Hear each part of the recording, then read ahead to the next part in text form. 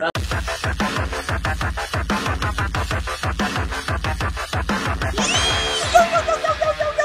What's up? How's it hanging? How's it happening? You guys know who this is. This is Kevin from the Chord Progression Podcast. The podcast, Rolling Stone Magazine, says initiates profound discussions with rock and metal artists, allowing fans to discover the creative workflow of their favorite musicians and understand the factors that make the band succeed or fall from fame.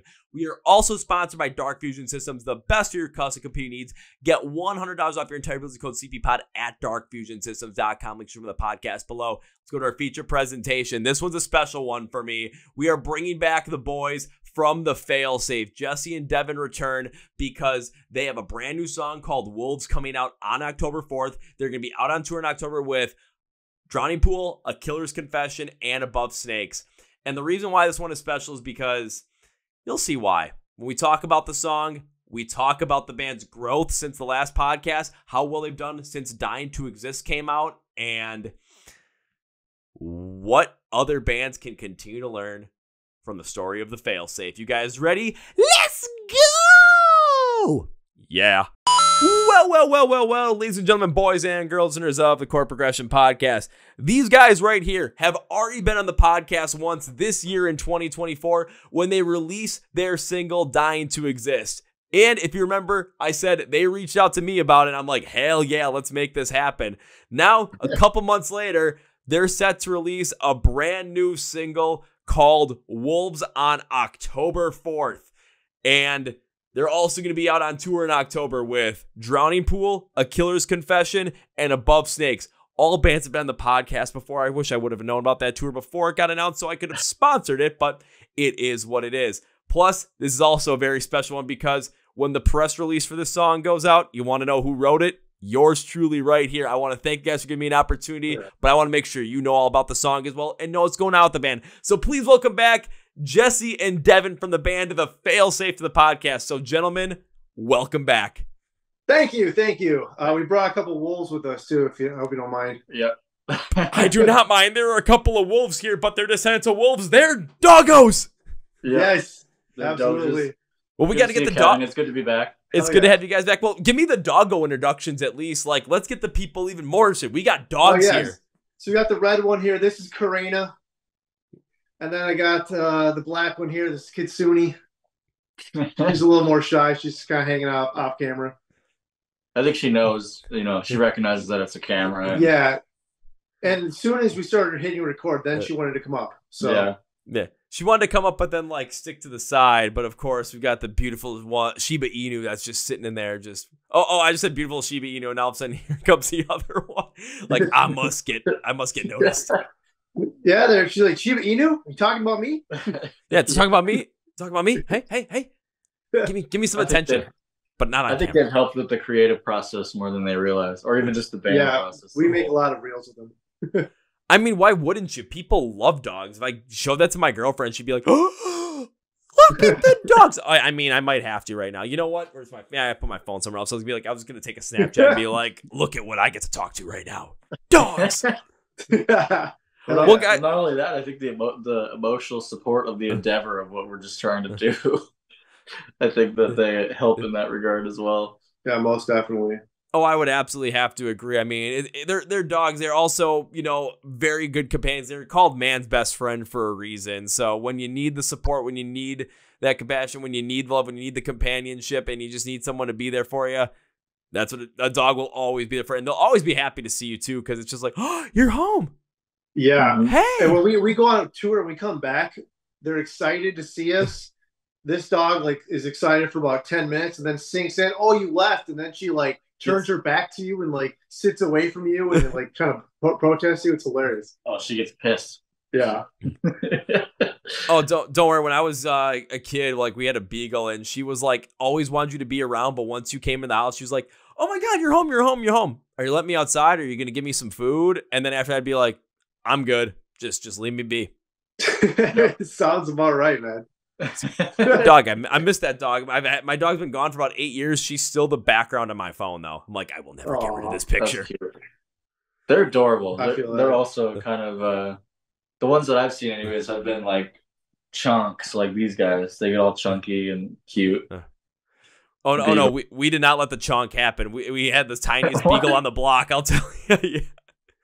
It's like their skin just kind of, when they sit certain ways, makes their face look kind of like a fat kid. Just kind of scrunches up, just like. Yeah, that's what hers does. And especially if you hear any fat kid snoring going on, it's the black one off camera here. She's just making noises.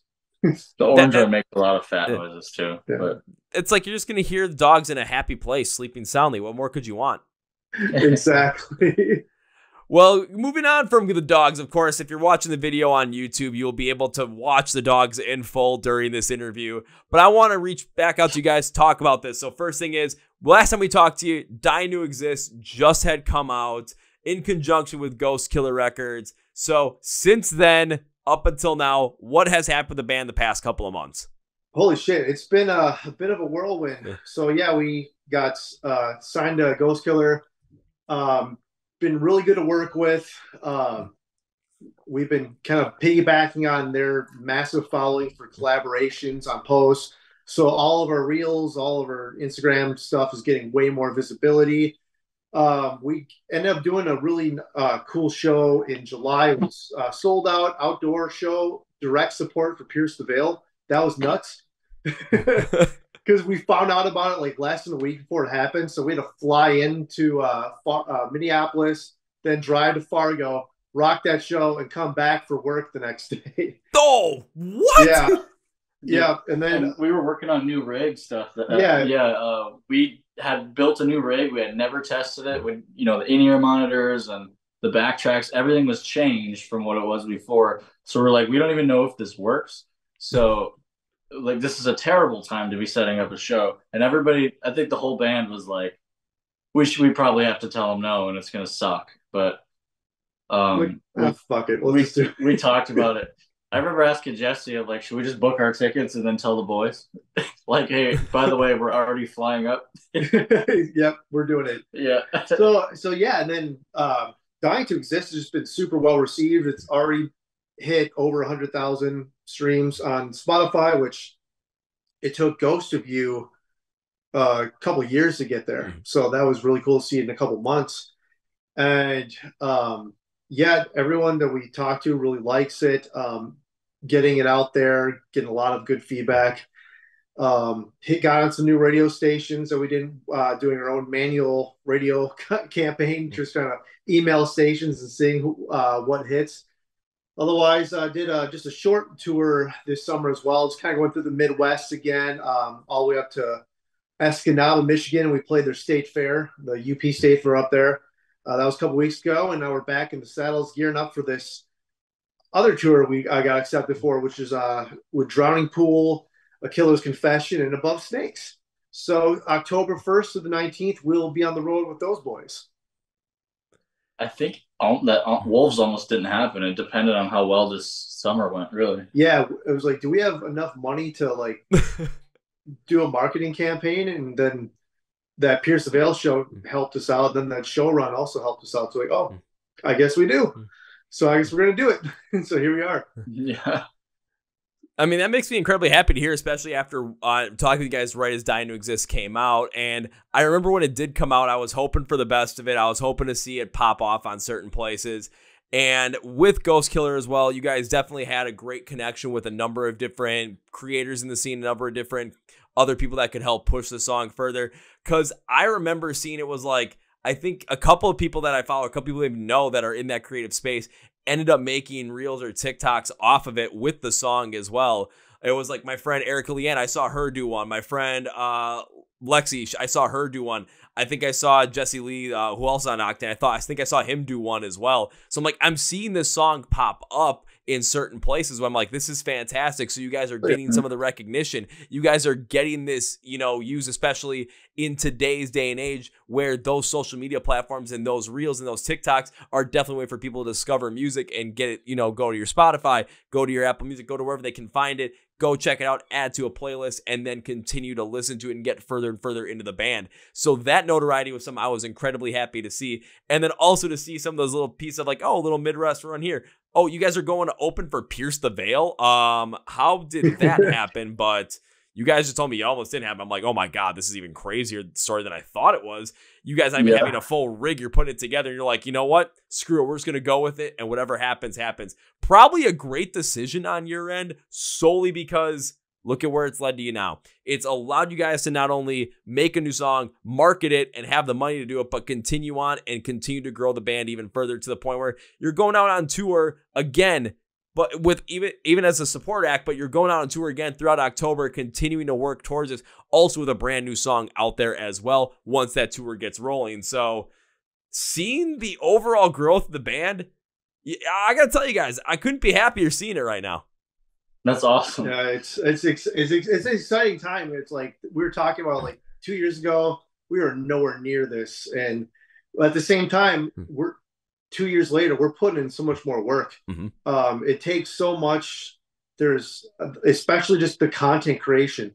I always go back to this. Like someone told 10-year-old Jesse who just wanted to play shows and write music that to do this on a professional level, you're going to be making these little reels, these little memes, all this stuff constantly. I don't know if I would have done it, but it's crazy what you have to do to try to be successful. And I don't consider us like more successful than we were before. It's always a ladder we're climbing. But man, do the reels keep us busy and and everything? It's nuts. Just keeping up with all the social media and just trying to grow it and build a brand and build a band.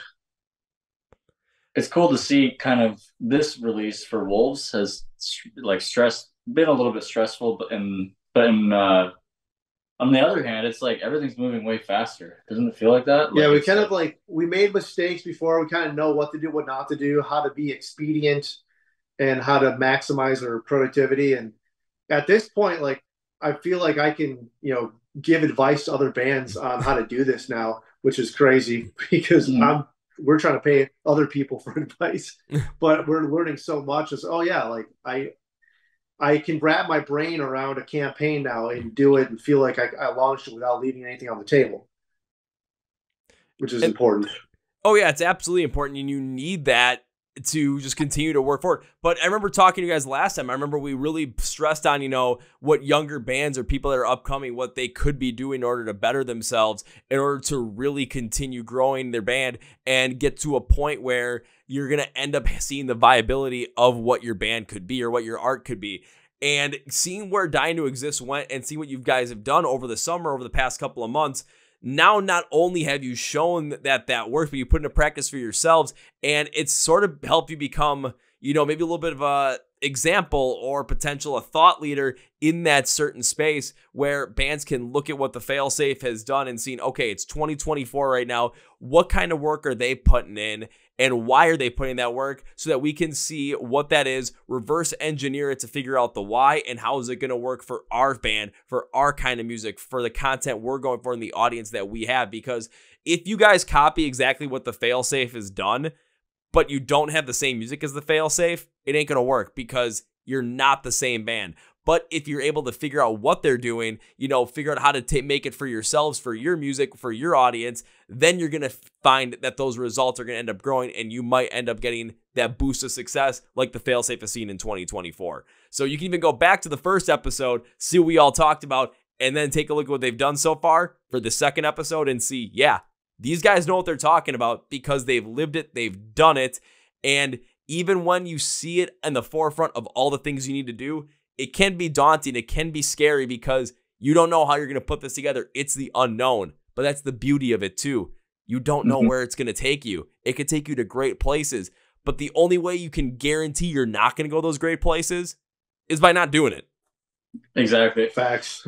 Kevin, you nailed it too. And we could do the same thing as the bands we look up to, but we don't have the same music. We're not the same band, but we tried to look at, and what we're still trying to look at is if we can break it down to what can we at least, what's a good starting point?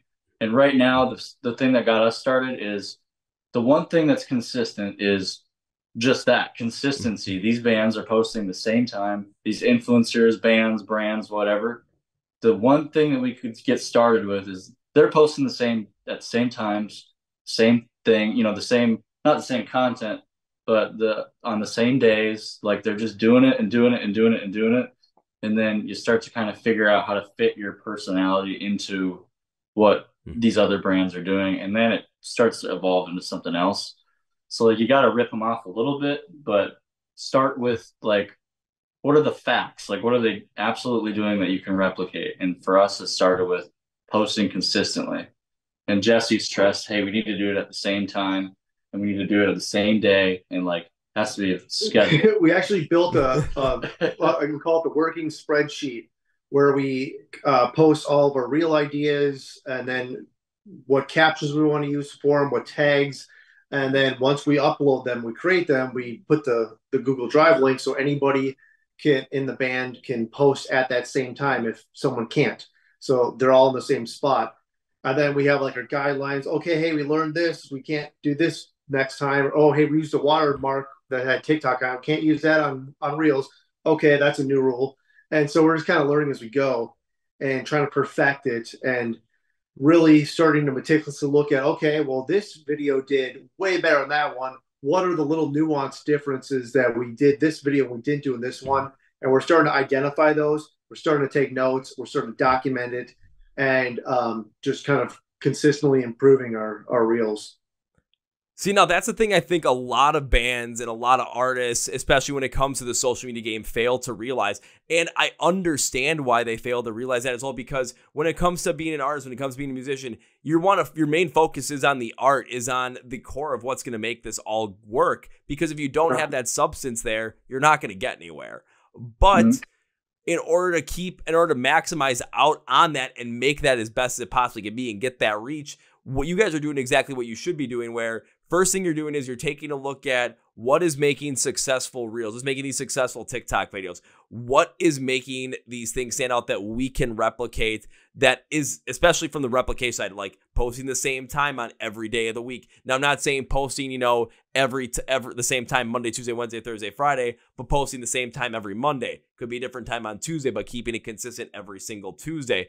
And then going forward from there, when it comes to the type of content, like you said, Devin, sometimes you might have to take that, take inspiration from what some of these other popular creators are doing, because that's what's popular right now, but not necessarily just straight up copy it, but put your own style in there and see where you can build from there to make your own personality for these reels, for these TikTok videos. But then the main key I want to bring up is you guys are posting this stuff and then you're finding the analytics of it. You're not just saying, oh, this didn't work, don't know why. You're trying to figure out, why didn't this work? Why did this one work over this one? Figure out what actually hit and then drive off of that and build from there. Because when you're taking a look at the analytics, you're looking and seeing where the success point is.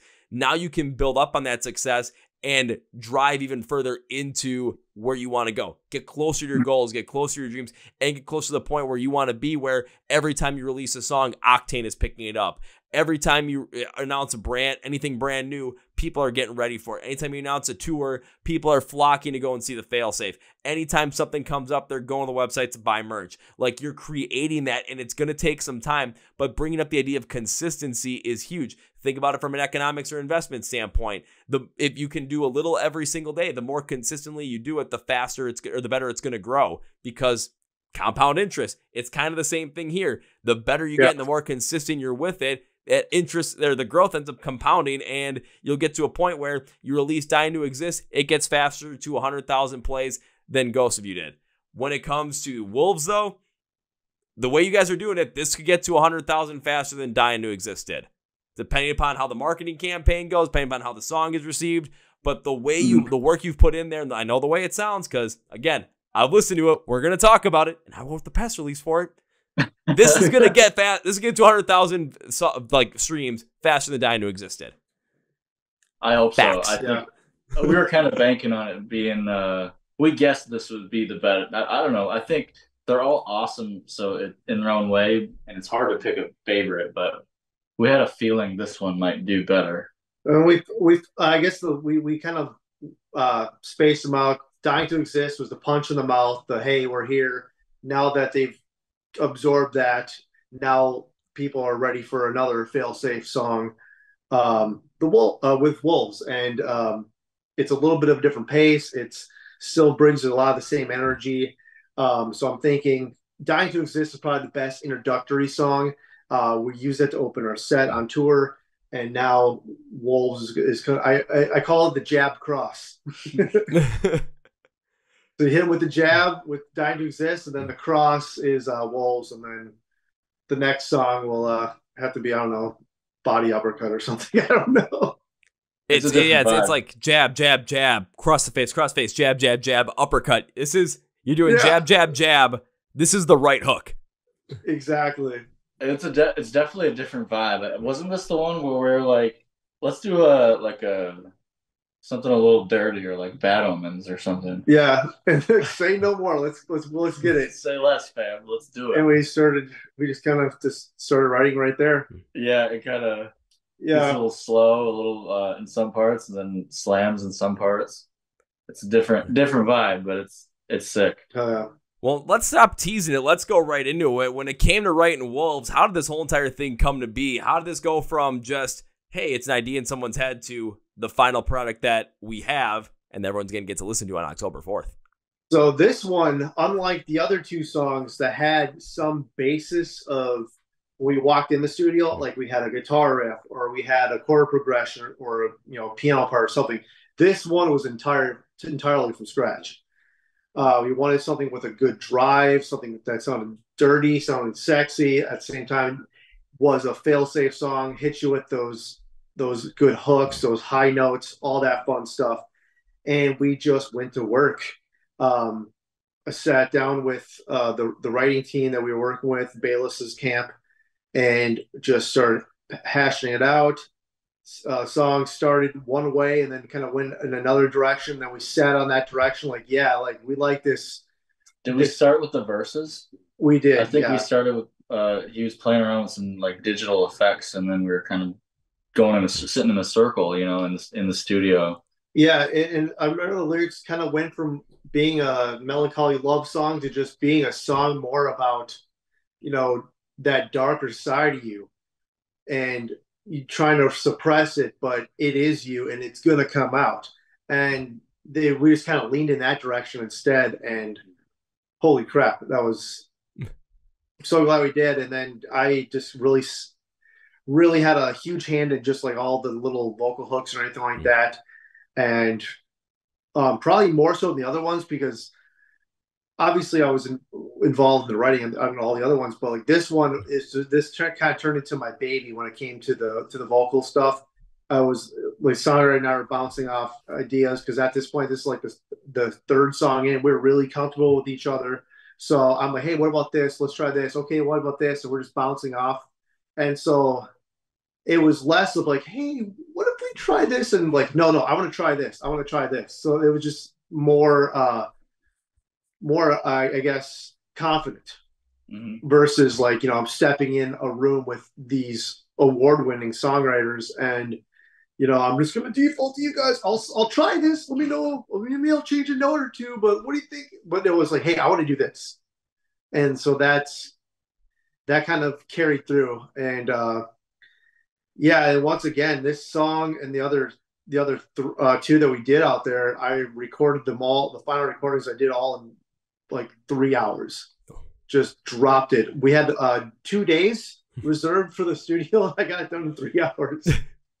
I loved the whole being a spectator for you working on the vocals for the verse, because the verse, like the instrumental, goes fucking hard, and it's like I was like, this is fucking James Bond pause music, like this is bang. Yeah. And then it was on loop, and then Jesse's like trying to come up with like really sexy vocals, like no, and it was like, and I'm like, this shit rips, dude. I could just groove to this all afternoon. It was fun. When Danny P got a hold of it, and he started to go in a direction, then I you guys bouncing off each other. Yeah, it was so cool. You guys writing it's fun to watch. It's fun to be. Sometimes you revert back to being like a spectator and being a fan, and forget that you're like a part of it. That's really cool sometimes to be in that place where it's like, holy shit, I'm not like just watching it. I'm actually like, these are turning into like our songs. Holy fuck, dude, this is crazy. Yeah, it was so cool. And I guess just to kind of transition from there, the video, oh my god. So yeah, we came off of we shot it in St. Louis, and we came off of like a show run. I think it was like 3 or 4 shows, nothing crazy, but we just kind of want to do a gear check, make some money, and have a reason to get together besides just driving to St. Louis. So we did a show run through the Midwest, got really tight because it was the first time we played the song live, was on that show run. So we got 4 nights of good performing takes of it, basically, and then we go to the studio in St. Louis to record this video. Had no idea what was going to happen. The guy who directing it didn't even know what was going to happen. And I'm like, do you have a script? Because like the guy we worked with in Milwaukee, he wanted a treatment and everything else. And I asked this guy, like, hey, just so we're not blindsided, do you need a treatment? He's like, no, I'm just going to drink my coffee, my first cup of coffee, and I'll decide what we're going to do. I'm like, well, what do you want from us? He's like, make sure your drummer is playing exactly how it's recorded and bring a bunch of outfits. I'm like, okay. So I just like came in there with a duffel bag just full of everything, just laid it across his floor, like, here it is. And he just looks around, drinks his coffee. It's like that, and that. Okay, next guy. That's this. And just starts cooking. That's about the jump. That's about the real speed. He's like, yeah, we're gonna do some behind the scenes shots. Let's get some band photos here. Let's go. And I'll start thinking of ideas. And next thing you know, we're doing our performance shots. And he's like, yeah, let's go this direction. He had like a massive LED wall. We're using it a little bit. He's like, you know what? I'm not really feeling it. It's taken away from the vibe. Let's just stick to the practical. And he had rooms. He had a jail cell, a doctor's office, a hotel, a mirror room, a random room with a crate full of $100 bills. Pallet, yeah. It like he had so much shit. There's like corpses and all this, like anything you would ever want to film was in this place. And we were like, yeah, we like this look. Let's stick here. And we I got thrown in a jail cell basically, and they just fucked me up too. Like I had blood, my shirt, Kyle's shirt, wasn't even mine. You should leave if they put makeup on you. Well, fuck it. Yeah, it's real. Yeah, it's real. It's real. So yeah, they had like prosthetic wounds and scabs and blood, and the shirt was all destroyed. And I was like, all right, ready to go. And just kind of just went for it. And so for basically, did you send that to your mom? I did. Oh, I sent. My mom's a doctor, and she's always nervous about me on the road. What's going to happen? I just sent her that with. I'm like, hey, do you think this eye's going to heal up by Tuesday or whatever? Just sent it to her, and that was all I wrote. And then she's like, oh my God, what the? And then he forgot his phone somewhere, so she started calling Heather and like, yeah, I called my wife. No, just freaking out. Yeah, it was like you sent her that and then forgot. Yeah. And I left there looking like that too. So I got in the Uber. He looked at me. I'm like, this is just makeup. And then I was like, I'm gonna mess with the lady at the hotel. I didn't say anything. She didn't care. We started recording to get the reaction, and then she's like, and we're like, what room is it? And it was everything. Yeah, she completely no-sold it. It was crazy. Yeah, totally sandbagged. Like she didn't even. It was like it was a regular Tuesday. Like I'm like, how many people are getting fucked up and coming to your hotel? You still should have posted that if you were recording it. It'd be like, this is what happens when you check in a hotel looking like this. And it's just like, it's normal. That's just what the Failsafe does. We show up and they know us. She's like, okay, here's your room key. And now here's the wild part. Beside all that I mentioned. Wait. So there's more wild part than what you've already told me. This is just a feat that I've never seen happen before. So this guy, he conceptualized the video idea, recorded it, edited it, sent it back to us done in less than 24 hours. We watched it on the plane ride home. Pretty much the finished product that you saw. Yeah. Yeah. Who is this guy? His name is JT Ibanez. He does. I think he just did the guy from the singer from 3 Days Grace. He's done. He just did Andy Case yesterday, I think. Yeah. Basically half the music video. Atreyu. Yeah. Theory of Dead Man, Seven Dust. He's done so. I think Sum 41. Sum 41, yeah, that's another one too. Like, this guy is a machine, and he makes so many of these videos, and he's so good at it. And his gear is like $100,000 camera, $30,000 lens. It's like, Jesus, it looks gorgeous. Yeah. Say, this is no man. This is an editing monster. He is a camera. He has become the camera. Yeah, this dude's wild, and I cannot believe he's like a military guy too, so his work ethic is just like that, just like on top of it. And you know, it was like Wolves took, or not Wolves, the Dying to Exist took a couple months to get back, and you get this one back in less than 24 hours. We're like, what the fuck? Like, it's crazy. But we're really excited about this video. This is probably, I don't know, I hate to say it because like I really like Dying to Exist, but man, this video just slams. Holy shit. It's sick. The video absolutely slams. I'll say the video slams in comparing it to like with a story. I mean, that's an insane story that it just was like a less than 24-hour turnaround from the guy just drinking his coffee, trying to come up with an idea for the video, to the finished product. And then the finished product is what we got. Like, that just blows my mind that that's a possibility. Yeah, and he had a crew there for us too. So he had a guy doing behind the scenes stuff. He had a photographer doing just our photo shoot. He had a chick there that did they did my makeup and hair and stuff like that. And then also, because she knows the dude so well, she's like, I'm gonna get myself ready in case I get pulled into a scene, because it happens. It's like she knows that guy so well that she's just ready for it. And it was like, wow, I've never seen a group of people like so on top of it ever. Like, this is insane. Professional, yeah.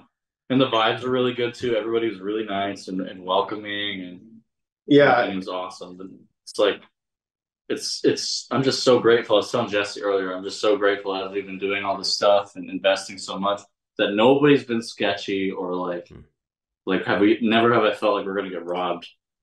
Yeah, no con artists or anything like that. No weirdos. It's been pretty good. A lot of really hardworking people. You get those in the music business a lot. I'm sure you've heard your share. No con artists, no weirdos, no victory records. You know, it's just a better situation all around. You guys are just hitting on all cylinders when it comes to it. You guys are finding the right people. You guys are putting yourself in the position to find the right people, and you're making the proper investment into the band. And if you guys were making the proper investment, Dying to Exist would not have gone as well as it did. This music video would not have gone as well as it did. And the creation of the song, going into the studio and just trying to figure it out when you had nothing in there, would not have turned out the way it did.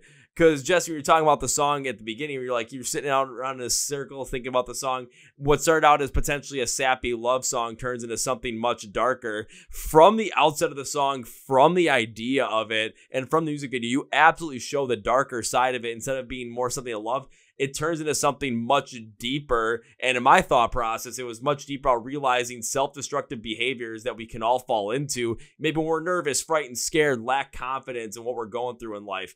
And when that happens, we tend to enact on those self-destructive behaviors and ruin the things around us, like our support systems, relationships, family, friends, overall health, whatever it might be.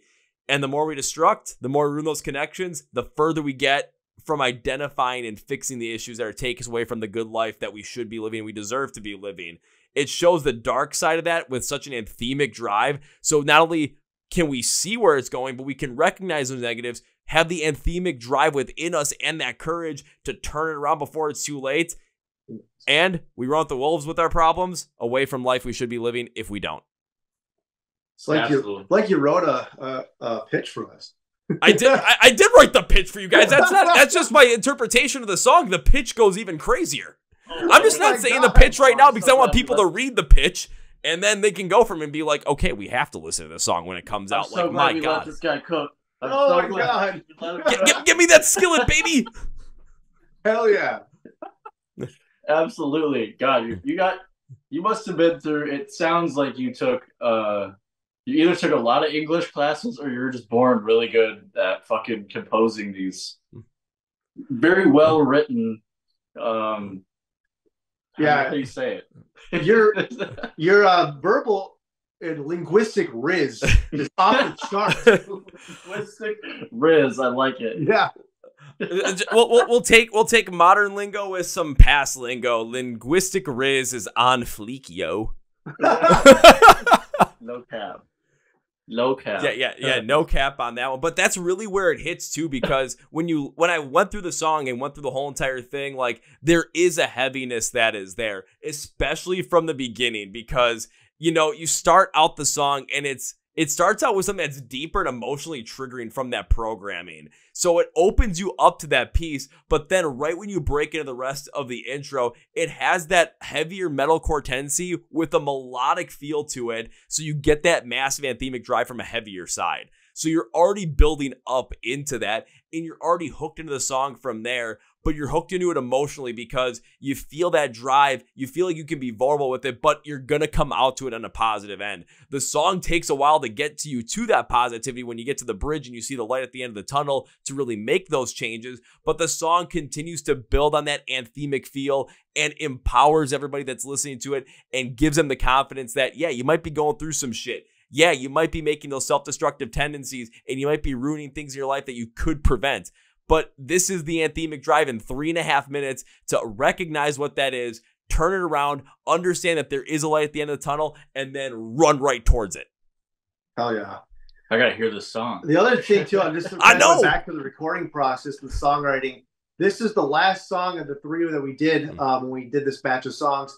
And I wanted to leave nothing on the table. Mm-hmm. And so that kind of helped push me to do those high parts on the chorus because I was just like, I'm going to belt it out. Like we're all talking like, what if we try this? What if we try this? And someone like jokingly is like, oh, is there any way you might be able to hit them? I'm like, yes, I'm doing it. Yes. We'll figure it out live if I can, but luckily I can. But yeah, I just wanted to leave nothing on the table, wanted to give the absolute best notes I thought I could do on that song. And it came out that way, especially being the last song, that pressure of, hey, this is a full count. You got to swing for the fence on this one, man. Yeah. And that's what I did. As a non-vocalist, that one is the hardest to sing. So as an actual vocalist, is that the hardest to sing? Like for you? Yeah. Because like singing in my car, I'm like, I can't fucking sing this. I can't even pretend to sing this song. For some reason, Until I Break is still harder to sing. That's a hard one. But yeah, it's an old song of ours. it's an older one, but of the three batch, Wolves is the hardest one to sing because definitely. Of course, but it makes sense because I'm looking at what I wrote down for this. I'm trying to get as many people as I can into this song because for that chorus, when I talk about that anthemic drive from the intro, it's brought right back in the chorus with aggressive drums and guitars, but it has that melodic hard rock anthemic pull to it. And it allows you to really amplify those voices, go all out in it, and to give us more of that rock star feeling, to really let us grow into the song and feel more the need for change than just to flame out with it because the vocals are there. What's even better is at the end of it, when we get to like a post-chorus setting, the heavier aggression used on the drums and guitars in that post-chorus, it's a little bit more similar to the intro and even a heavier capacity, but it adds more of that pressing nature to the song, of that drive, of that anthemic feeling like you got to make that change. The inspiration is there. Now is the time you got to go and do it. I mean, you guys wrote an anthemic, life-changing, motivating song in 3.5 minutes. Like, this is a soundtrack for people to help, drive that inspiration for, whether it's making a small change in life, whether it's making a big change in life. This will help them make that happen because the song drives you towards that. And I was just going to be stoked if it's used at the strip clubs. As soon as I heard that second verse, I'm like, dude, that second verse especially, that's a pole dancing verse. Well, going back to the lyrics of the song too, I mentioned this in the last podcast. This is my first experience working with anybody like connected to the country music industry. Yeah. Especially dealing with a writer like Danny P. Lyrically, working with him, you could see like the country influences, like where it kind of tells a story more so than I'm normally used to telling one. Like he pushed the story and he pushed me to tell that story. And so that was kind of cool of having that a focus on the story of kind of how it's starting.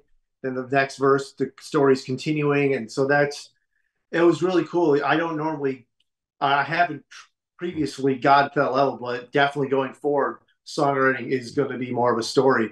It's like, you play in bands and write music for, a decade. You learn more than in those 3 days than you did in the last 10 years. It's crazy. Mm. You don't fuck around on the lyrics either. There's like no time for like obviously no Warlock stuff. Yeah, no Warlock stuff. And then there's no metaphor clutter either that Condense Rock is guilty of doing, and even good bands, good songs that I like still do that stuff. Yes, it's a little bit more direct and overly ambiguous too, which is cool. Yeah. Which that was my whole thing, is like the less ambiguous you are, the more vulnerable you're making yourself as a lyric writer and songwriter. And I think just between the songs coming out more lyrically, just having to do all these reels and really do stuff beyond posting, shots of your music video. Like as a front person of a band, I'm not afraid of a stage or a crowd because I'm hiding under the veil of performing. But when you're by yourself in front of a camera and you're about to show that to whoever's going to happen to see it and try to hit an algorithm, it's a different beast. And so kind of learning to overcome that and open up myself to that and being vulnerable in that way, along with, being more vulnerable with the more direct lyric writing, it's definitely a change of pace. And I think it's a well-warranted one. Oh, absolutely. And I think one of the main reasons why you're able to pull that off, especially be more vulnerable, is because you're learning how to do more of that storytelling and having that influence from the country music standpoint. And this is why I say it that way. Because when it comes to rock and metal, it's if you go too direct, and this is any genre, if you go too direct with your lyrics, then if you didn't go through that exact same thing, then people are not going to be able to relate to it because it's not as consistent. But if you get diarrhea out of the metaphor, or you just go way too far beyond it and just get way too spacey with it or abstract, then we get lost in trying to figure out where the song is going.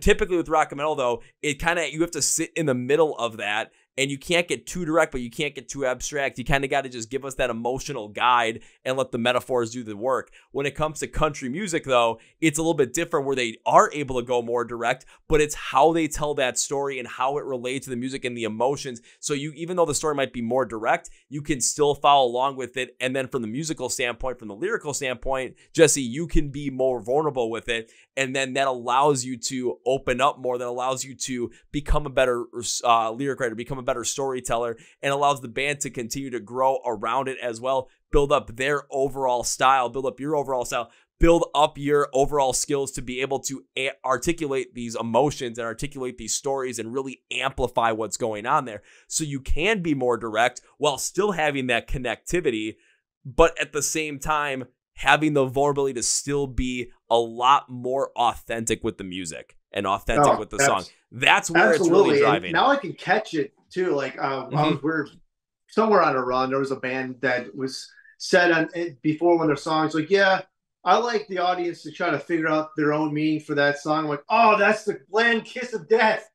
I see it now. I'm like, oh no. And that was me. That's what I was doing for years. So it's kind of I definitely a warm welcome change of pace for sure. And it's in terms of just reaching your audience and connecting with them. It's a world of difference. It really is. And now trying to perfect these reels and find new ways to reach out and interact with an audience in a different medium. Like I'm not a comedian. Like sometimes I'm funny, but that's about it. Like I don't know, but now I like to try to be on to make some funny stuff, or I'm instead of being on a stage, I'm throwing myself at a camera in front of people walking down the street. That's a way different animal. It's way more nerve-wracking. It's a way different animal for sure, but it's something that's got to be done. But the more you do it, the more comfortable you're going to be with that, and the more vulnerable you're going to be able to be in those instances, so that when you're doing it not only on stage, but you're in front of the camera, walking on the street, or walking into a hotel looking like you just got beat up to all hell, and the receptionist is like, "Here's your room key, honey.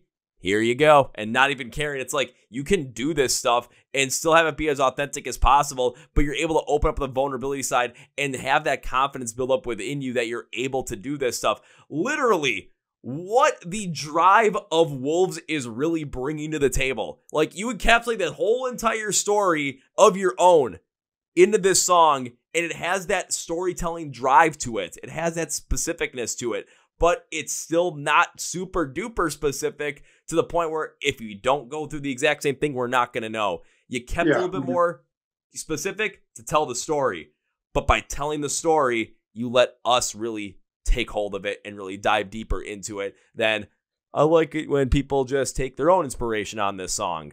I mean, I get what you're going for, man, but don't just, metaphorically do it and get me lost in it. Well, you want them to get to know you a little bit. And actually, that's the beauty of having Reels as a medium for this stuff is, I'm excited to post these things and, have people relate to them or see what they think of them or, because you can get to know the band if you watch enough of the Reels. Because it's literally an idea that we thought was funny and then we put our, we just either, and then put our spin on it or something. But it's a way for people to relate or get to know us or laugh with us. Our audience, at least for sure, our Patreon people, they know the dogs, they know who they are. They know my phobias for some reason. People post about it all the time, like, "Hey, see any more snakes in your yard, Jesse?" God damn it. How do they know about this? Well, because that's an important thing that we're always told too. Is it's just as important to have your personality on it. And Reels are kind of a way to give us a way to do it. And honestly, going back to the tour, the biggest place I got inspiration to kind of reveal more of my personality live and through my music was Waylon from Killer's Confession. From my first big tour was opening for him. And seeing this dude's level of I don't give a fuck on stage, playing, he was, there was a night where we played in front of 800 people. There was a night where we played in front of 40. And he had that same attitude. And I was like, yeah, I have to get there. And now I feel like I'm definitely closer to being there.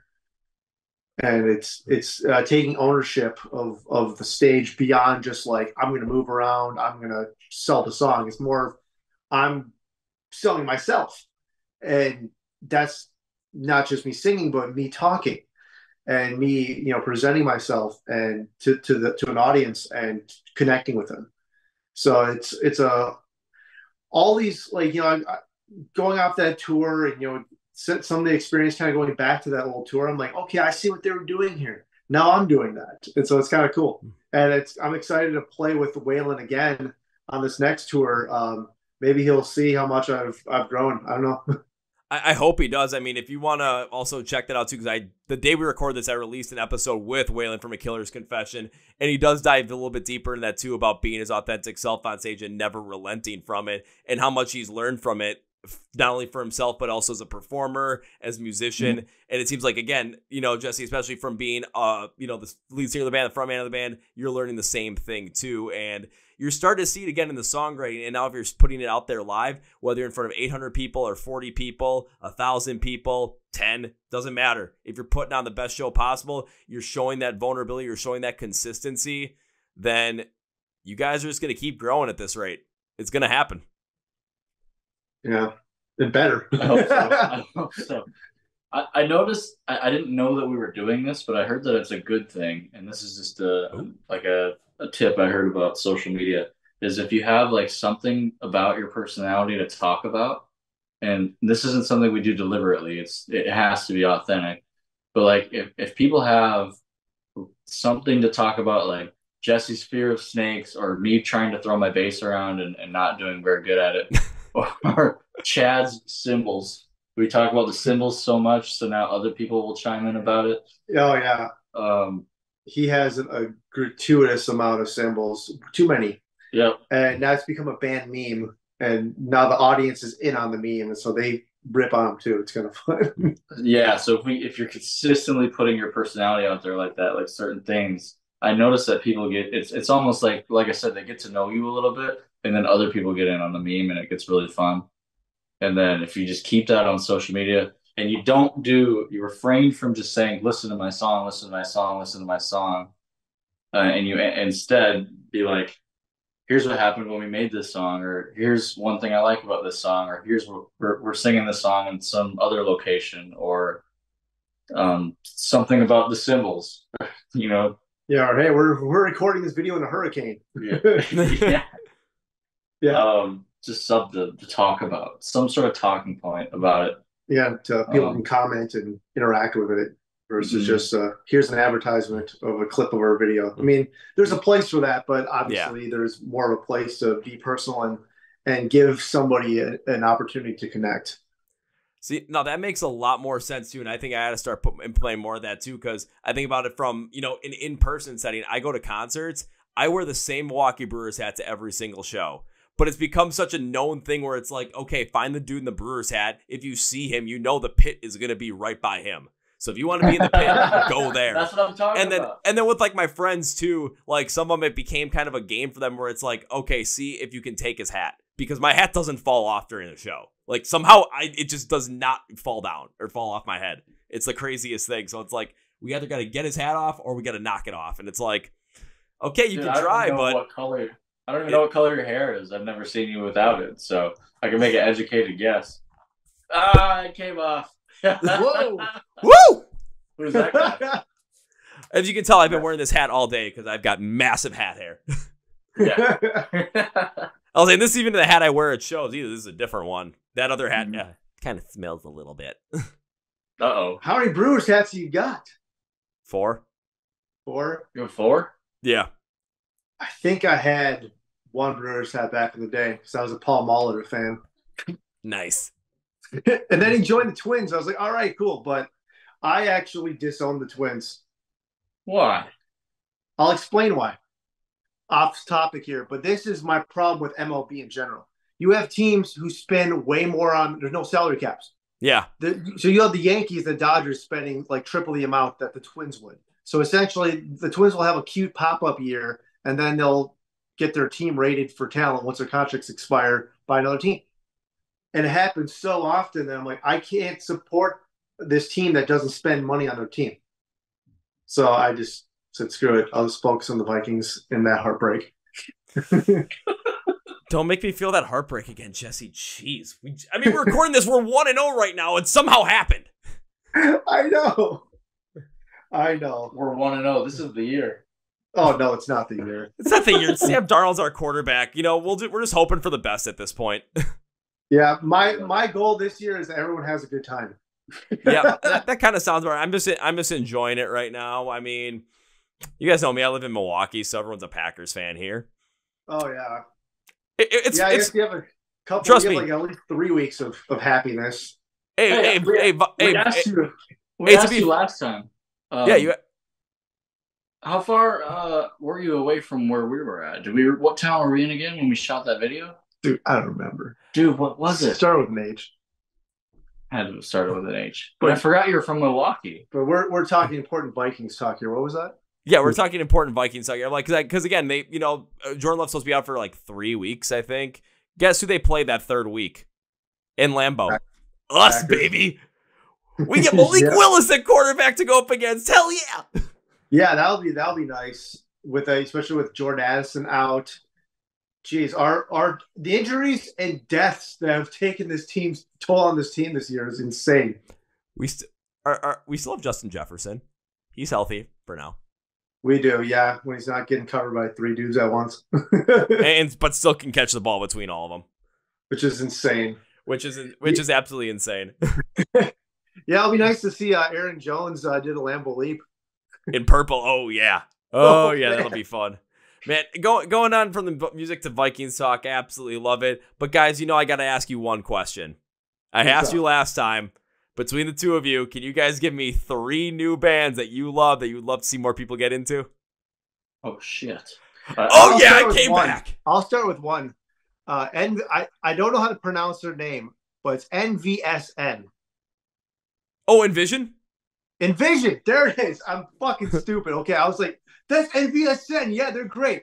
I found those guys recently, and I was surprised that their following isn't bigger than it was. I'm like, these guys are great. Like, I want to tour with those guys really bad, especially because they're from the South. That's where we're at. And, like, go through Tennessee, the Carolinas, Alabama, Mississippi. I'd love to do that on a run with those guys. Can't recommend them enough. I really like them. I'll let you do the next band. Shallow Side, absolutely. Everybody knows Shallow Side. That's cap. Yeah, but still put it in there. I'm still gonna put it in there. That's fine. They're so fun. They're cool guys. Yeah, I want to do a tour with them for sure. Yeah, and then lastly, I will give a shout out to my former Minnesota brethren, Perfectly Still. They're on Distilled Management with us. They opened for us when we did direct support for Pierce the Veil. Tough act to follow, man. Those guys, they just came off of their first, it was a tour, like a Midwest tour, I believe. I'm not sure how far they went, north and south. I'll say Midwest, or maybe it's further. I'm not sure, but they just did their first run. So they're trying to get at it as well. I'm seeing them put in a lot of work and do a lot. So hats off to those guys as well. Oh, there's a brand new band too. Minnesota, brand new, just started, I think. Impossible Prom Kings. I think they're like a post-hardcore. They're cool. I think they're gonna do some cool things. They just started, and usually if somebody sounds like they do right off the get-go, I'm like, no, they could do something cool. Well, I asked for 3. You guys gave me 4. I got 1 extra. That's extra credit for you guys. Gold star. Yeah. Hell yeah. Do I win money? You win a hug from Jesse. No. Okay. Or how about this? You win a hug from Waylon when you're on tour. Oh, that'll never happen. I got a Waylon story for you, by the way. Okay, we'll close with the Waylon story because I got to hear this. Okay, so we were the last show on that tour, and there's what's tour pranks. It usually happens the last show, and we were conspiring because they were conspiring, so we were conspiring to tour prank Killer's Confession, and we kept it pretty. We just kind of took our shirts off, wore a bunch of party stuff and party hats, sunglasses, and just raided the stage while they were on it, and danced and a bunch of stuff like that. And but before that, so anyway, going back before that, Waylon takes me aside and he gives me a long talk about kind of the music industry, shows in general, just life, all this stuff. We go up to this taco stand. He buys me this awesome burrito, and then he said, "Now, I know you guys are doing a prank tonight. You keep that shit away from me. No matter what you do not involve me." I'm like, okay, I won't. And then you say, "Don't worry, I won't." I said, "Don't worry, I won't." And then we didn't attack him or anything like that. We because there's a song he did by himself, and he didn't want us to come up and bug him during that song, I think. But yeah, during our song, these guys I mentioned, our drummer and his ridiculous amount of cymbals, their members went on stage one by one and started removing his drum set, leaving him with a kick, a snare, and a hi-hat. And man, that was the tightest he sounded on that tour, because there wasn't banging on the all. It was just in the pocket. That's all he had. I was like, yes, get some. I love this. And to this day, I'm like, that's the tightest that you ever sounded. He's like, "Shut up, Jesse. Go die in a fire." He always has some epic threat for me. A very vulgar. Yeah. But yeah, that's my Waylon story. Oh God, that's a fantastic story. So everybody, make sure you go and see the Failsafe out with Drowning Pool, A Killer's Confession, and Above Snakes in October, because there's gonna be another tour prank at some point. You never know what might happen. And they might get all their cymbals removed once again as well. Or they might just leave him with only cymbals. Oh, no. Don't put that in his head. Yes. Put that in his head for sure. Well, Waylon, guys, go ahead. Yeah, Waylon, I'm sending this to you. But guys, it's been an absolute pleasure. Thank you for being on the podcast once again. We're going to close out with 3 things. First things first. When it comes to the Failsafe, the brand new song Wolves is coming out on October 4th. So go and check it out. Go subscribe to the podcast, which is Find the Failsafe online. Links, labels for everything. To follow them on social media. Find them on YouTube. Go and, support them. find the song, pre-save it, pre-order it if you're going to order it, download it, everything that's in there. Go and see them on tour as well. Links for the tour can be down there as well. So go and make sure you catch them, support them, and enjoy this great music that is the Failsafe. And guys, I remember last time I do on the podcast, I said, when I see you perform live for the first time, first round's on me. This is your second time on the podcast. I've not seen you perform live yet. So first round becomes first two. Dealio. That's the deal. Dealio. Shake on it. Yes. Remove symbols for it. Yes. Or if you guys want me to, I could just, also just start walking up on stage and start removing symbols and just like, okay, why is a fan removing symbols? It's like, oh no, that's just part of it. That's part of it. I prefer that actually, but Alrighty, we can make that happen. And guys, time for number 3. You know me, I'm not in this podcast with goodbye. That is way too final. And we're going to bring you back on again at some point soon. I got to make good on that promise of either first 2 rounds or start moving symbols from during your live set. Make sure you guys sound as tight as possible. And everybody, once again, be sure to check out Wolves when it drops on October 4th. So guys, this is not goodbye. This is, I'll see you later.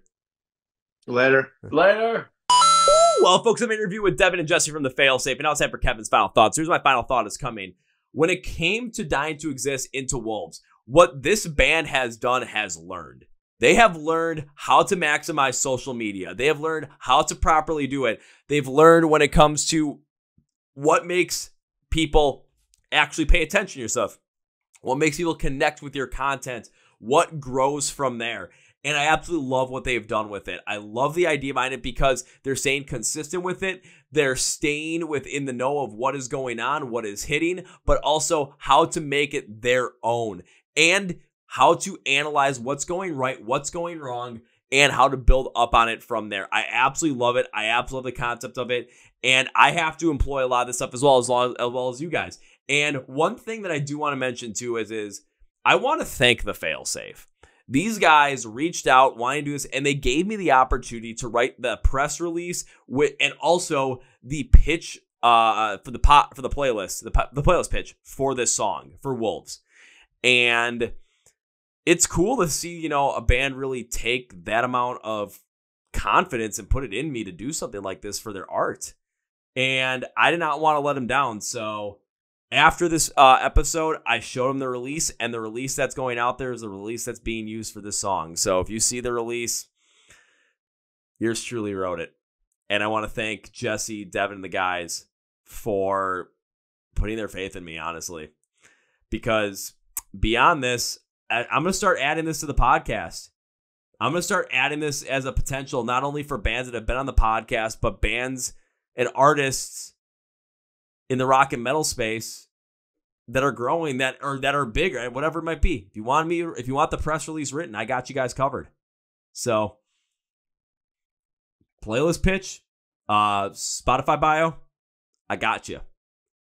Just message me. So on that note, thank you guys to the Failsafe. Be sure to go straight for the podcast where it says find the Failsafe line links labels for everything for their social media accounts where you can catch the brand new song Wolves and where you can catch them on tour with Drowning Pool or down there. Be sure to also follow us on the Chord Progression Podcast. We're on Facebook, Twitter, and Instagram. Links to the podcast below. Hit subscribe on YouTube and follow on Spotify Podcast. And be sure to hit the like button to push this episode further. Thank you, Devin. Thank you, Jesse. On that note, that's going to be for me, everybody. Thank you for listening to the Chord Progression Podcast. My name is Kevin. And you guys know how I never sing one episode. Big, healthy, and hearty. See ya! Yeah.